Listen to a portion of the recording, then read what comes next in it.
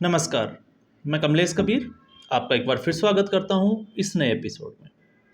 आज के इस एपिसोड में हम बात करेंगे राहुल गांधी और नरेंद्र मोदी, क्योंकि इस वक्त जिस तरीके से 2024 के लोकसभा चुनाव के बाद में राहुल गांधी को देश के एक लीडर के रूप में जो है वो प्रोजेक्ट किया गया था, वो सारा जो नैरेटिव था विपक्ष का या हम कहें कि कांग्रेस पार्टी का, वो इस हरियाणा विधानसभा चुनाव ने ध्वस्त करके रख दिया।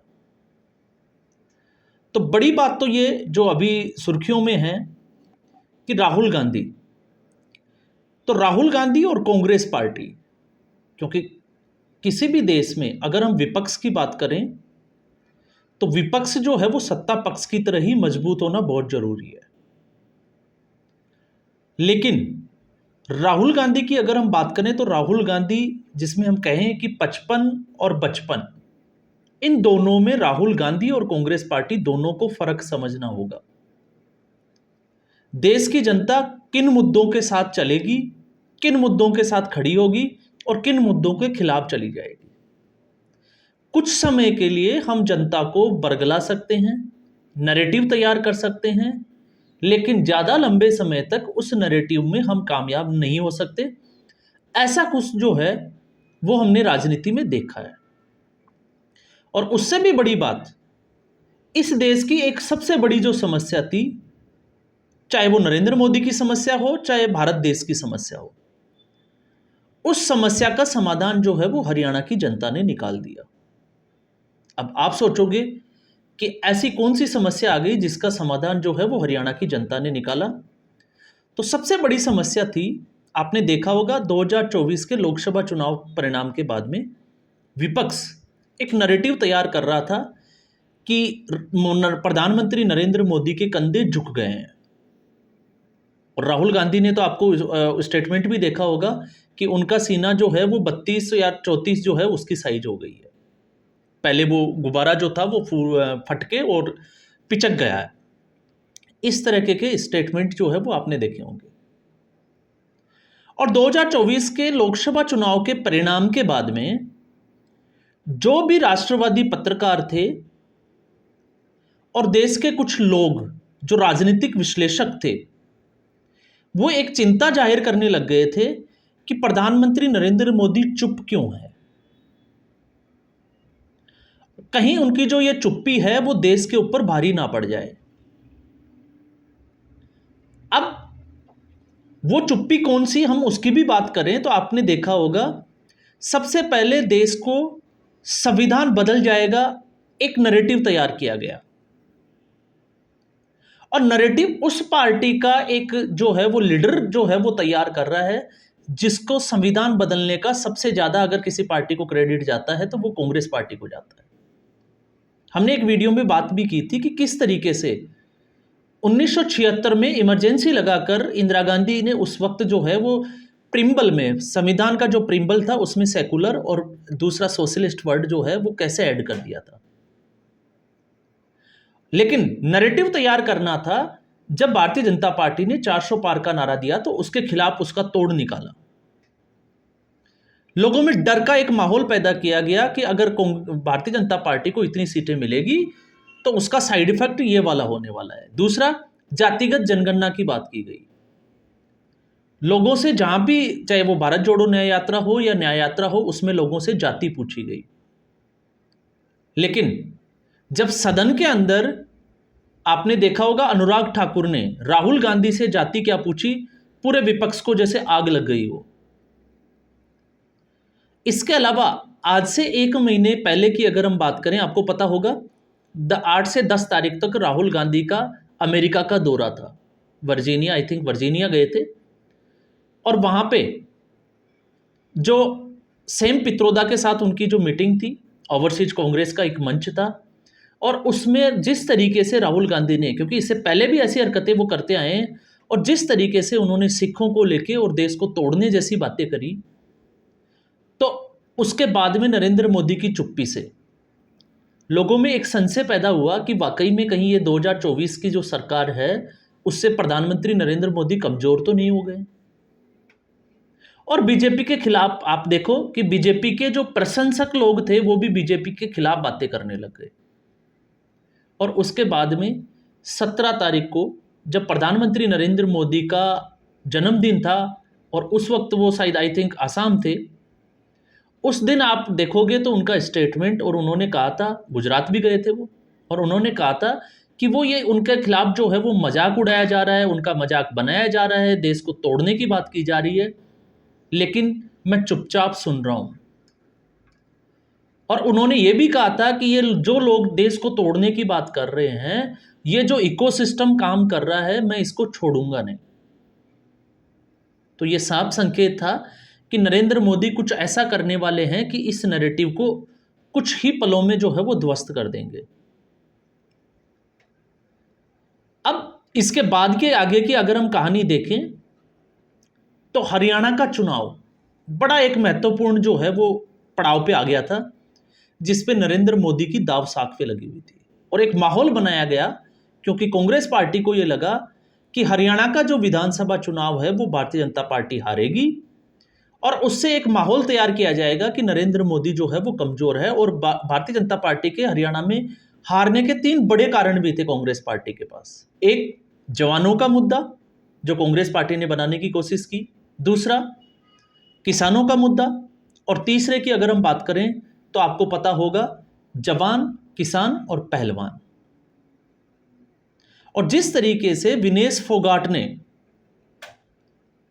ओलंपिक में हार के लिए भी जो है वो नरेंद्र मोदी को ट्रोल किया गया विनेश फोगाट के मामले में, इससे आप अंदाजा लगा सकते हैं कि साजिश की जो जड़ें थी वो कितनी गहरी थी। लेकिन जब चुनाव हुआ, परिणाम आया, तो परिणाम आने के बाद में हरियाणा की जनता ने नरेंद्र मोदी की ये बड़ी चिंता जो है वो पल भर में दूर कर दी। हरियाणा की जनता ने राहुल गांधी को उसी जगह पे लाके खड़ा कर दिया जहां पे राहुल गांधी के जो है वो मजाक बनाए जाते थे। और आप 2 दिन से देखिए, राहुल गांधी को उसी तरीके से, जिस तरीके से पप्पू कहकर प्रोजेक्ट किया जाता था, आज वही स्थिति हो गई है। तो ये जो है वो एक बड़ी चिंता थी। कुछ और भी है इसमें, लेकिन हम थोड़ा आगे बात करने वाले हैं इस वीडियो में। और फिर उसके बाद में जब हम राजनीतिक फर्क की बात करते हैं कि नरेंद्र मोदी और राहुल गांधी में क्या फर्क है, तो राहुल गांधी, चुनावों का जिस दिन परिणाम था, राहुल गांधी कहां थे किसी को पता नहीं, प्रियंका गांधी और राहुल गांधी। और कांग्रेस पार्टी की हार होती है, बुरी तरह हार जाती है। बुरी तरह मैं इसलिए वर्ड यूज करता हूं कि कहां कांग्रेस पार्टी 60 और 65-70 की बात करती थी और कहां 36 पे। और भारतीय जनता पार्टी, एक और इसमें मैं एड ऑन करूंगा कि तीसरे टर्म में ज्यादा सीटें लेकर आई, तो इसलिए हमने कहा कि बुरी तरह कांग्रेस पार्टी की हार हुई। और इसका परिणाम आप आने वाले 5 दिनों के अंदर देखोगे, बड़े बड़े नेता जो है वो कांग्रेस पार्टी छोड़ के चले जाएंगे। तो आपने देखा लोकसभा चुनाव परिणाम में जब इन दोनों नेताओं में बड़ा अंतर हम खोजते हैं, तो लोकसभा चुनाव में जहां भारतीय जनता पार्टी 400 पार की बात कर रही थी, पिछली बार 2019 में 303 सीटें जीती, और उसके बाद भारतीय जनता पार्टी 240 पे आ गई, तो प्रधानमंत्री उसी शाम को जो है वो अपने कार्यकर्ताओं को, अपने नेताओं को बीजेपी मुख्यालय में संबोधित कर रहे थे, और आप देखो कि सबको तसल्ली दे रखे थे। जिस तरीके से चंद्रयान जो है वो गया था और मिशन कामयाब नहीं हुआ, उस दिन आपने देखा कि किस तरह वो वैज्ञानिकों के साथ खड़े थे। और यही एक नेता की सबसे बड़ी खूबी होती है कि बुरे समय में वो अपनी टीम, अपने कार्यकर्ताओं को किस तरह संभालते हैं। ऐसा नहीं है कि आप जो है वो देश छोड़ के चले जाएं और पता ही नहीं हो कि आप हो कहाँ।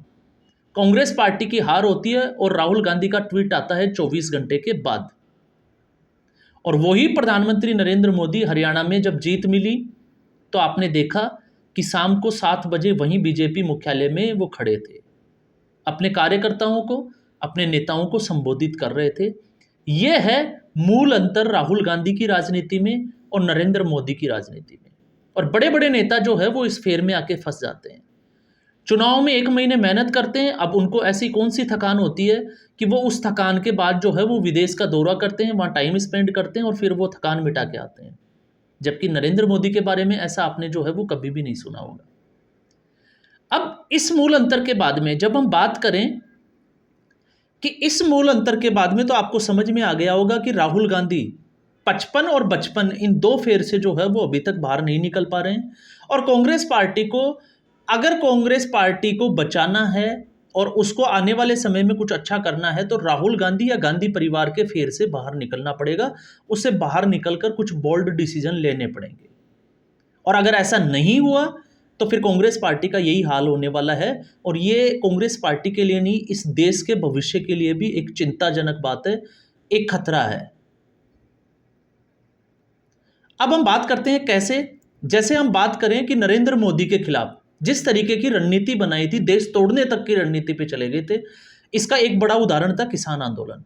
अब किसान आंदोलन, क्योंकि जिस तरीके से किसान आंदोलन उग्र हुआ, तो आप सोचिए जिस तरीके से बांग्लादेश में जो हुआ, और बांग्लादेश में जो हुआ शेख हसीना को देश छोड़ना पड़ा, उस वक्त भी नरेंद्र मोदी को टारगेट किया गया था। और एक साल तक जब आंदोलन चला तो क्या किसी एक भी किसान के ऊपर, चाहे वो 26 जनवरी लाल किले की घटनाएं क्यों ना हो, किसी एक भी पुलिस वाले ने किसी एक भी किसान के ऊपर कोई गोली चलाई? नहीं चलाई। जबकि नरेंद्र मोदी चाहते तो वो ऐसा कर सकते थे, लेकिन उनको पता था कि इसका जो है वो नुकसान ज्यादा बड़ा है, इसलिए वो चुपचाप सहते रहे। सीएए, जिसका देश के मुसलमानों से कोई लेना देना नहीं था, लेकिन मुसलमानों को भड़काया गया राजनीति चमकाने के लिए, एक बड़ा प्रोटेस्ट तैयार किया गया, लेकिन उस वक्त भी नरेंद्र मोदी ने जो है वो ऐसा कोई कदम नहीं उठाया जिससे कि देश की अस्मिता और अखंडता के ऊपर कोई बात आ जाए, आंच आ जाए। तो इस तरह के जो बड़े बड़े जो प्रयोग थे वो समय समय पर किए गए।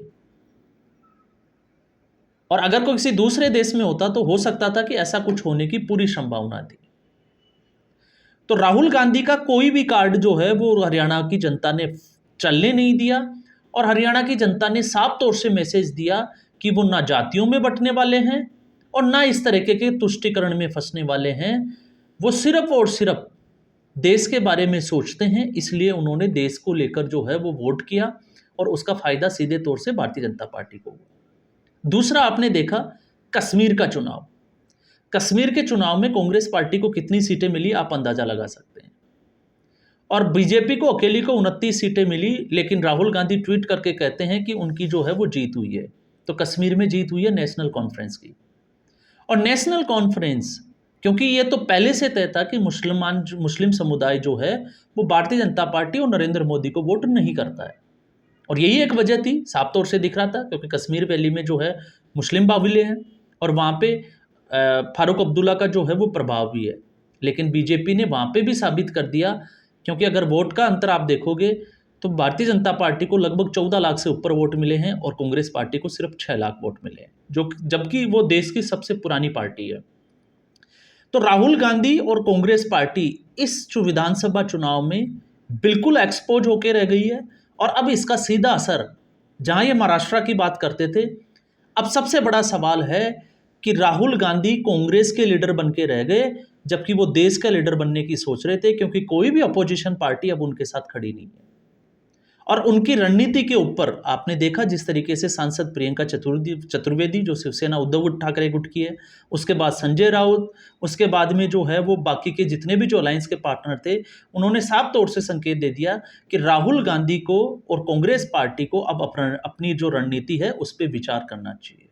और जहां पे राहुल गांधी या कांग्रेस पार्टी सीधे तौर से भारतीय जनता पार्टी के टक्कर में है, वहां पे कांग्रेस पार्टी का सबसे बुरा हाल हो रहा है। तो कांग्रेस पार्टी लोकसभा चुनाव में बड़ी चालाकी के साथ उसने एक गठबंधन किया, सिर्फ और सिर्फ कांग्रेस पार्टी को बचाने के लिए, और उसमें वो कामयाब भी हुए। लेकिन ज्यादा दिन जो है वो उनका ये छल कपट जो है वो चला नहीं, और अब धीरे धीरे लग रहा है कि शायद कांग्रेस पार्टी की तो हम बाद में बात करें, हो सकता है गठबंधन ही टूटना शुरू हो जाए, क्योंकि आम आदमी पार्टी के साथ गठबंधन नहीं हुआ और आपने देखा हश्र क्या हुआ।